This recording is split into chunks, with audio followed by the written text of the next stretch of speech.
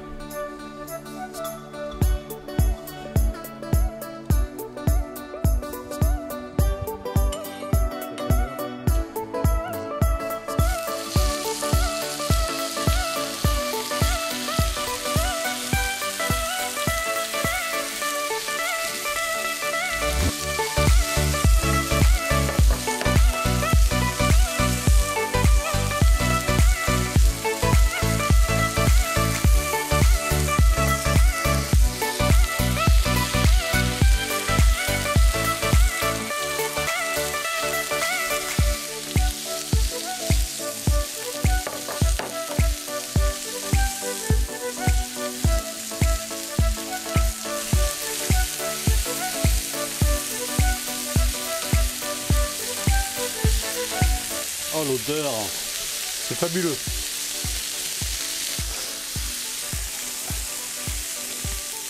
Sauce soja, huile, miel. C'est une sauce secrète.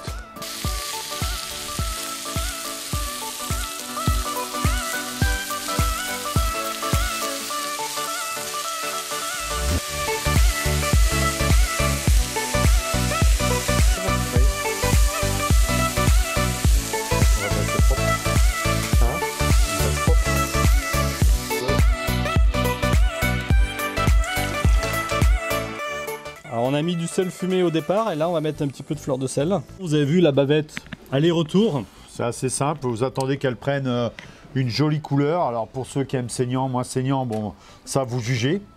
Le chuck flap, on l'a fait un petit peu en différentes façons. Vous avez vu, on a fait des gros steaks. Et effectivement, vous pouvez croûter sur le dessus et venir être un petit peu saignant à l'intérieur. Et on a fait des petits morceaux un peu style teppanyaki. Eh bien, on va goûter, Laurent. Mais, ma foi. Il me tarde, hein, c'est quand même la première fois. Donc là, vous voyez. Ah non, faut que je montre l'intérieur là.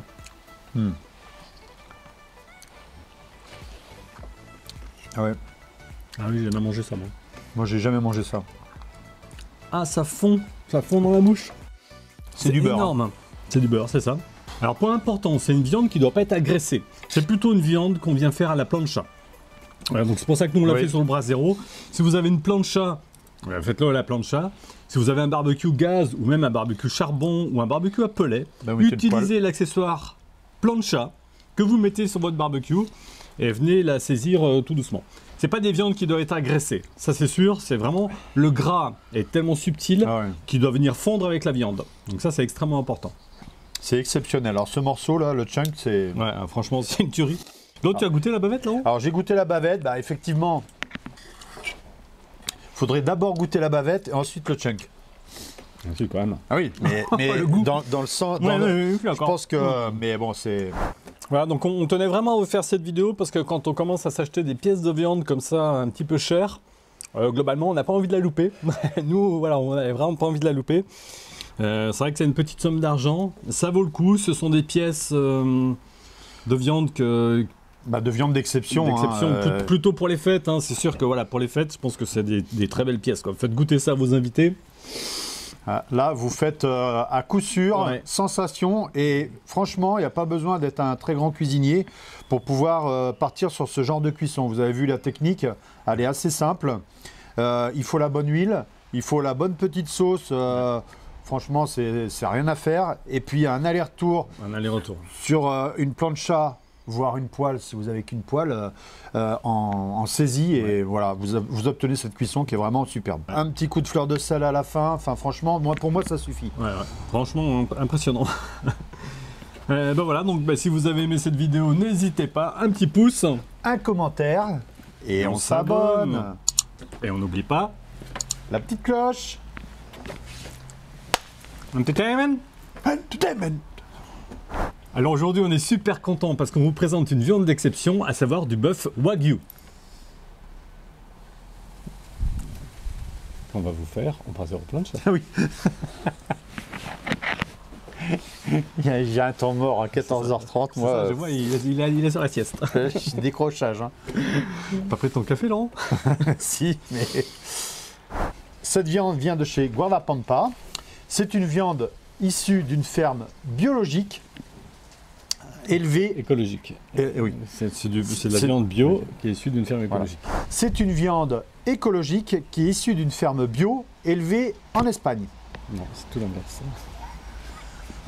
C'est une viande bio qui est issue d'une ferme écologique.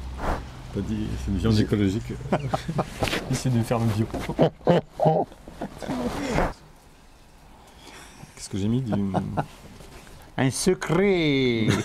C'est quoi ça? Eh ben, je ne sais pas, mais bon, vrai. c'est le petit secret. C'est chouette. On a une prime intempérie, ouais.